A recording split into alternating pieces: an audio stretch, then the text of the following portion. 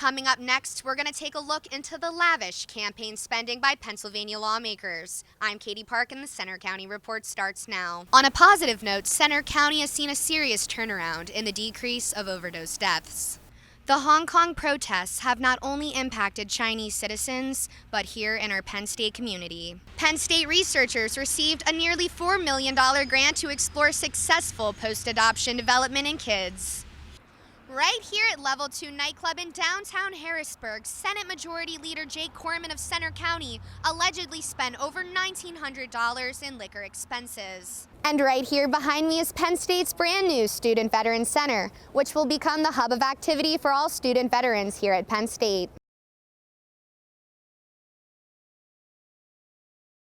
Pennsylvania's lax campaign finance rules allow state lawmakers to shield spending on travel, food, liquor, and other items from public scrutiny.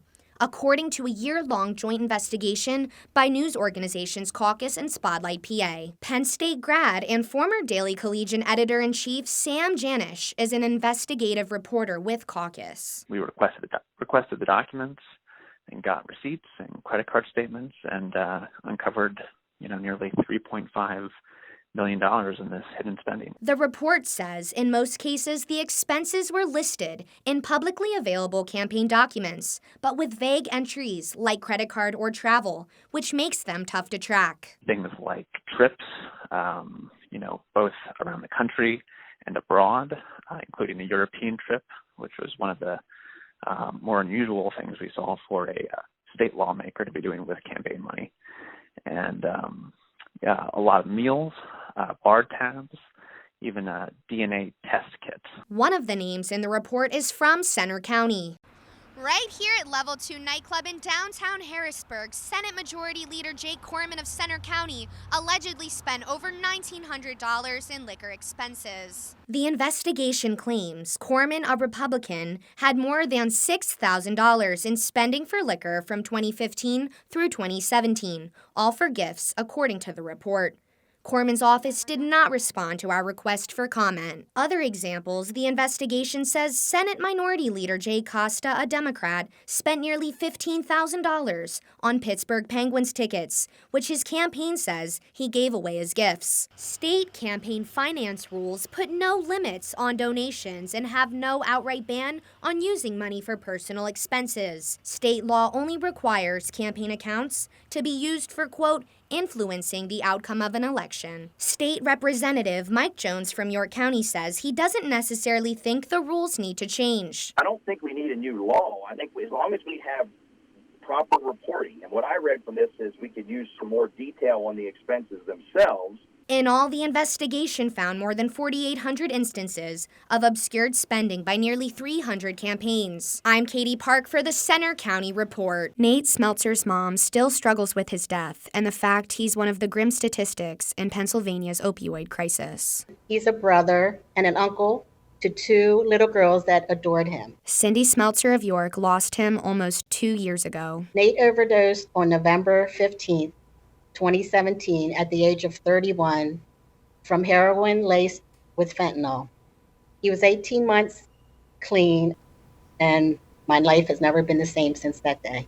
Families across the state share similar stories. The drug crisis hit Pennsylvania hard in recent years, but now there's new hope, including here in our area. On a positive note, Centre County has seen a serious turnaround in the decrease of overdose deaths. So far this year, there have been 2 drug overdose deaths in the county through August, compared to 22 in 2018.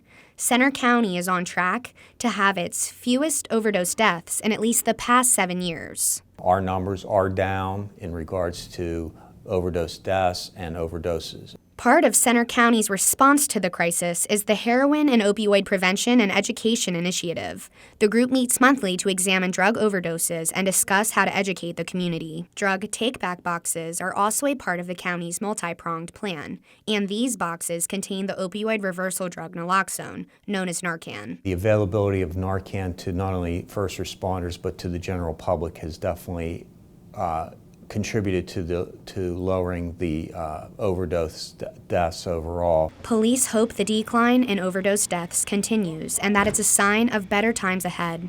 In State College, I'm Katie Park for the Center County Report. As China celebrated its National Day this week, marking 70 years of communist rule, more democracy protests and rioting broke out in Hong Kong.